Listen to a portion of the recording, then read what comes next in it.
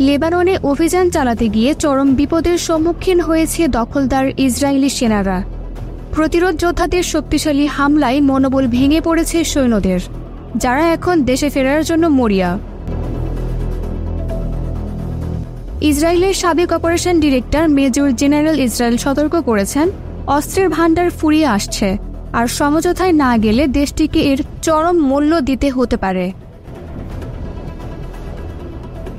লেবাননের প্রতিরোধ যোদ্ধারা আবারও শক্তি অর্জন করেছে এবং তাদের কাছে পর্যাপ্ত প্রিসিশন গাইডেড ক্ষেপণাস্ত্রের মজুদ রয়েছে।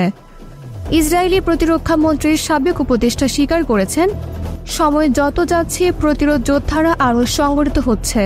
শীতকাল আসন্ন, যা ইসরায়েলি বাহিনীর জন্য আরও বড় সংকট তৈরি করতে পারে।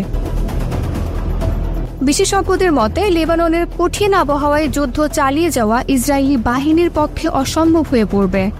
এই পরিস্থিতিতে যদি সমঝোতার উদ্যোগ না নেওয়া হয়, তবে ইসরায়েলের সামরিক সক্ষমতা ও রাজনৈতিক অবস্থান দুর্বল হয়ে পড়বে।